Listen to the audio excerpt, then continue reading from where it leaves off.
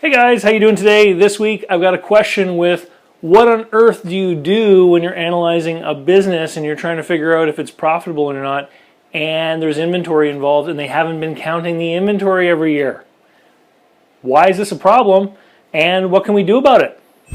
Hey everyone, it's David Barnett from davidcbarnett.com, the blog site, YouTube channel, iTunes podcast where I talk about buying, selling, managing small businesses, making deals, and anything else really that people send me questions about. This week I'm dealing with the question of inventory counting and the cost of goods sold. So first of all, what am I even talking about? Why is this a problem? Well, let me put a little example up here on the board. So guys, what I've done is I've put a simple example up here on the board. If we have sales of $100 and COGS, which is cost of goods sold, of $50, then we have a gross profit of $50. And of course, below the gross profit is where all the other overhead expenses, we call them, of the business go. So this is where the rent would go, and the power bill, and the phone bill, and the advertising, and all that other stuff that businesses spend money on. So what does the cost of goods sold have to do with inventory? Let's imagine for a minute that we start a brand new business, and in the first year of business, we buy $60 worth of stuff, okay? And so we buy $60 worth of stuff, we have $100 worth of sales, and at the end of the year, we have $10 worth of our stuff left over. This is our inventory at the end of the year. So this number, cost of goods sold, where exactly does it come from? Well, it comes from a very basic little formula that says whatever you buy minus what you have left gives you your cost of goods sold.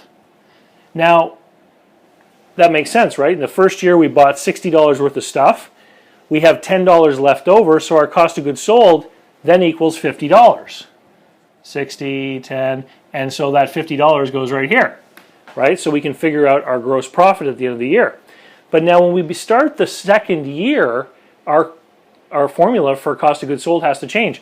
We don't just start with what we buy, we have to also add our starting inventory, right? If in year 2, we have a starting inventory of 10, we buy another $50 worth of stuff, and we have $10 left over, we're still going to end up with a $50 cost of goods sold. So in a lot of businesses, when you have a certain amount of stuff on the shelves and it just kind of rolls over from one year to next, the cost of goods sold remains pretty constant. The inventory at the end of the year remains pretty constant. And here's what happens is owners start to become lazy and they don't actually want to count the inventory. And so when they stop counting the inventory, it means that the starting and leftover numbers in our cost of goods sold formula become incorrect. And what that then means is that our cost of goods sold number starts to become incorrect. In the worst case scenario, here's what could happen. If an owner is simply making up inventory numbers and the actual inventory on the shelves is going up or down, what the effect will be is that it will move some of the profit from one calendar year to the next, or vice versa. Now, sophisticated owners who are trying to manage taxes will also manipulate their inventory level for financial purposes in order to have an impact on their sales, on their income tax rather. So think for a minute. If I manage to manipulate my cost of goods sold up, what will happen is my gross profit will go down, my net income will also go down, and I will pay lower taxes, right? So if I were running a business and I wanted to pay lower taxes and I wasn't running things by the book, what would I do to create a higher cost of goods sold? Well, what I would do is I would manipulate my leftover inventory number down. I've seen this happen over and over and over again, where you have a business which has been in business for a long time, it's very profitable. On the books, they might have $100,000 worth of inventory, and then when you go and count what's on the shelves, you find $250,000 worth of stuff, right? And it's because they've been manipulating year after year the inventory figure because they've been trying to reduce their tax burden. So what does this mean from the point of view of someone trying to buy a business, and how do you deal with this kind of situation? Because believe me, I've run across all kinds of situations where professional business brokers have been representing businesses for sale and have never noticed or looked into this problem. And when I get those financial statements and I start digging into it, I start to ask the right questions. What we realize is the business may actually be more or less profitable than what's actually being represented.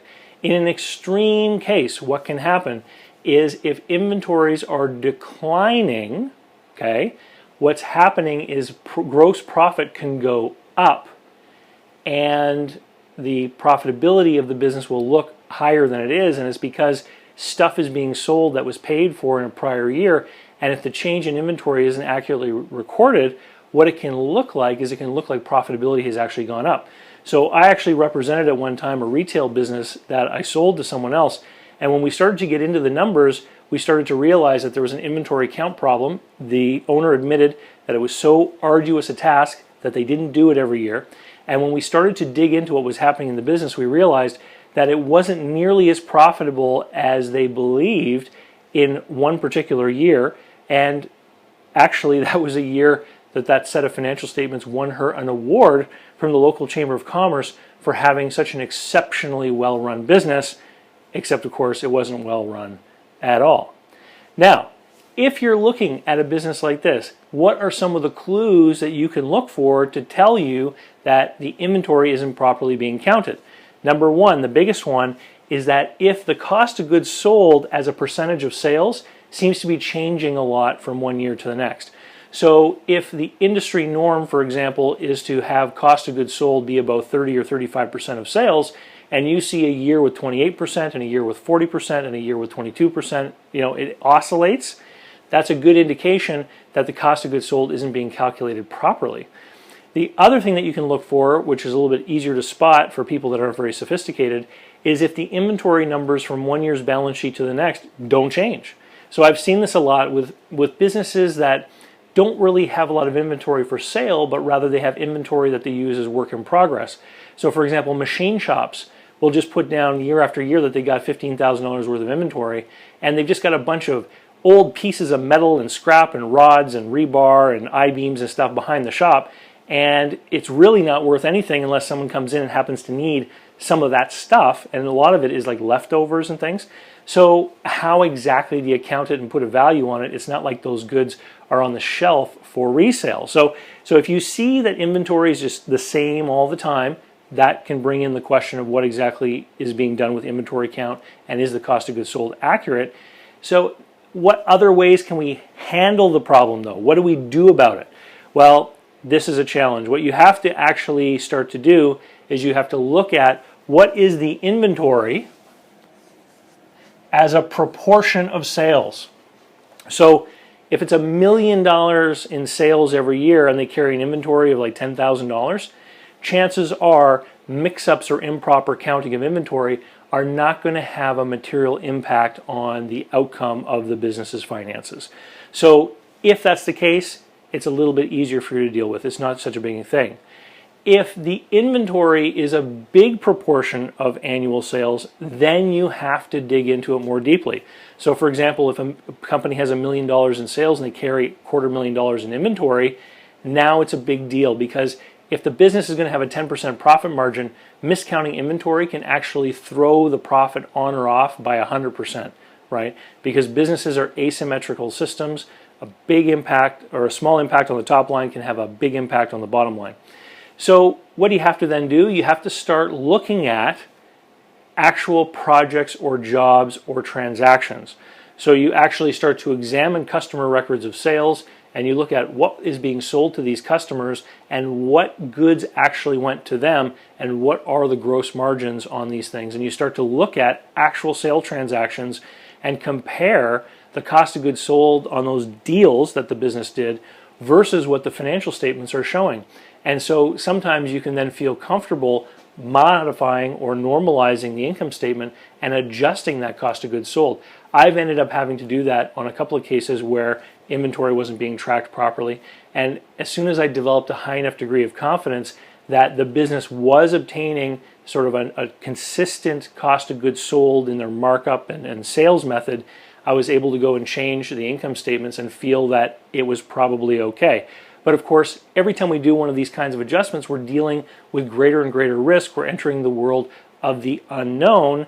And of course, what I always like to say is the more risk and the more unknown you're taking on when you're entering into one of these deals to buy a small business, the greater you have to mitigate those risks through deal structure. And of course, if you want to learn how to properly structure one of these small business purchase deals, you got to get over to businessbuyeradvantage.com and enroll in my online course. It's my full-day seminar program, and of course, when you do it online, you get to do it in the luxury of your own home. You get to repeat modules, you get the video modules, the audio modules, you get the workbook, etc. And then after that, it's the next step, which is helping you prepare to buy a business. It's a 12-step self-coaching program. And for those of you who haven't already, get on over to my website or go onto Amazon. I've got all kinds of books that are going to help expand your business knowledge. Just look for me, David C. Barnett. Keep your questions coming, and if you haven't already, go over to David C. Barnett, sign up for my email list, and I'll send you videos just like this one every week. Thanks a lot, and we'll see you next time.